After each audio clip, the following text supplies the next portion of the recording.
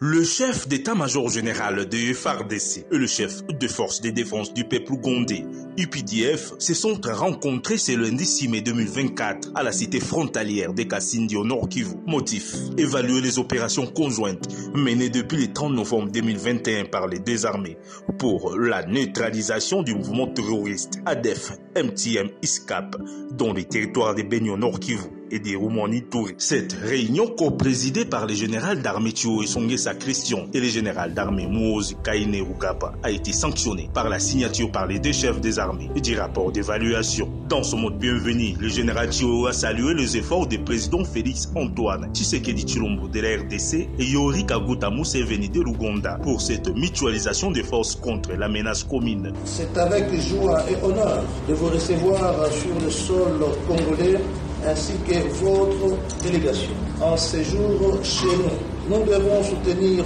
les efforts de notre commandant suprême pour avoir mis nos deux armées ensemble, en train de lutter contre un ennemi commun, qui est l'ADF, qui n'a cessé d'apporter désolation parmi nos populations. Mon général, acceptez mes félicitations pour votre nomination à la tête de l'armée ougandaise. Votre plein succès. Que Dieu vous garde. De son côté, le général Muhoozi, chef des forces de défense du peuple ougandais, a salué la fraternité entre nos deux pays frères et loué les efforts consentis ensemble par les deux armées sur le terrain.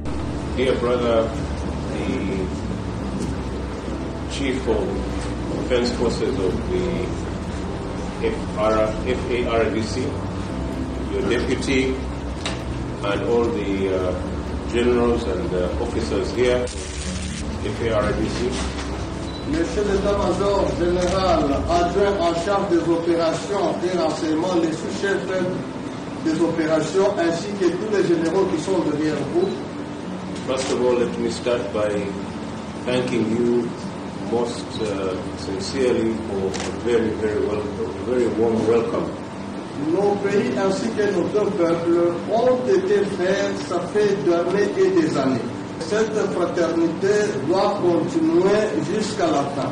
Notre devoir consiste à assurer à cette population que nous sommes là pour instaurer la paix et permettre que leurs activités commerciales puissent aller de l'avant. Ainsi, je voudrais remercier et féliciter les deux armées pour le travail combien louable dans lesquels sont en train de mener les opérations conjointes contre cet ennemi commun qu'on appelle ADF. And without doubt, they have been severely weakened because of this operation. Operation Shuja is an example of Africans solving their problems. Thank you so much, and may God bless you too. Au terme de cette rencontre, le général Muhoozi a traversé la frontière de Kasindi-Lubiria pour son pays et le général Thio a regagné Beni avant de s'envoler pour Lubumbashi. Abasesengura ibibera muri Kongo bavuga ko ibibazo by'umutekano muke mu burasirazuba bw'icyo gihugu ngo bidateze gukemuka mu gihe cyose leta y'iki gihugu izaba igikomeje gukorana n'abagize umutwe w'iterabwoba wa FDLR. Inkuru irambuye twateguriwe na Calixte Kaberuka. Il est également important. Perezida w'Ubufaransa Emmanuel Macron avuga ko kurwanya umutwe w'iterabwoba wa FDLR ugendera ku ngengabitekerezo ya jenoside no kwirinda imvugo z'urwango ari bimwe mu bizatuma amahoro agaruka mu burasirazuba bwa Kongo. Perezida w'Ubufaransa agaragaza imitwe yitwaje intwaro ikorera mu burasirazuba bwa Kongo nk'intandaro y'umutekano muke bitandukanye na leta ya Kongo itegeka kuri M23 yonyine. Il est également important dans le même. Ikihutirwa no kwirinda ihangana. Ibyo bikajyana no kwirinda imvugo z'urwango no kurwanya umutwe wa FDLR wakoze jenoside. Nkabashimira kubera ibyo mumaze kwiyemeza byo kurwanya uburyo bufatika umutwe wa FDLR, natwe tukaba twiteguye kubibafashamo hamwe n'umuryango mpuzamahanga n'ingabo za Loni. Bityo tugasanga ibiganiro n'inzira ya diplomasi ari byo by'ingenzi cyane muri ibi bihe.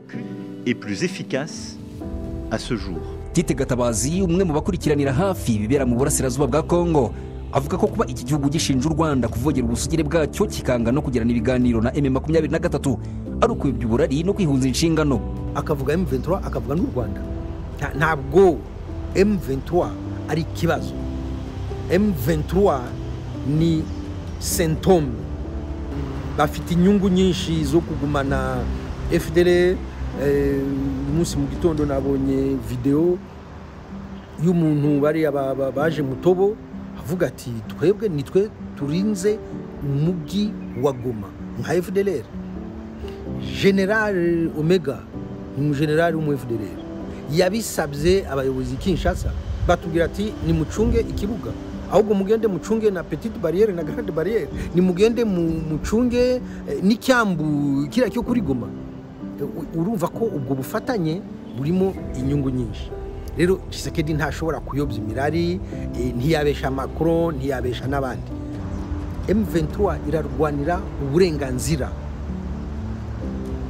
Icyo kintu niba Tshisekedi atacyumva, sinzi urundi rurimi, sinzi iyindi mvugo yabwirwamo.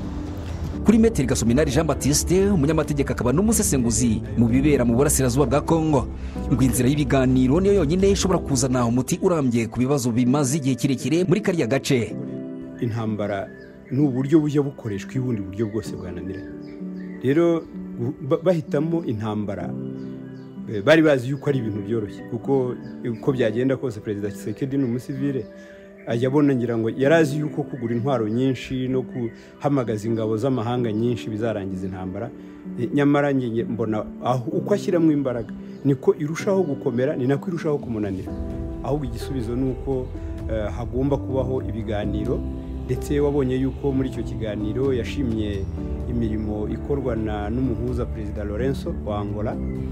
Hashize imyaka igera kuri 30 bamwe mu basize bahekuye u Rwanda bakandagiye ku butaka bwa Kongo. Kuva icyo gihe bakomeje gukwirakwiza ingengabitekerezo ya jenoside ndetse n'ibikorwa byo kwibasira abanyekongo bo mu bwoko bw'abatutsi birushaho gukaza umurego, ari nako bahungabanya umutekano w'u Rwanda. U Rwanda rushimangira ko iki kibazo kidashobora gukemurwa amajyejuru, ahubwo ko kigomba gushakirwa umuti haherewe mu mizi yacyo. Calixte Kaberuka mu mujyi wa Kigali.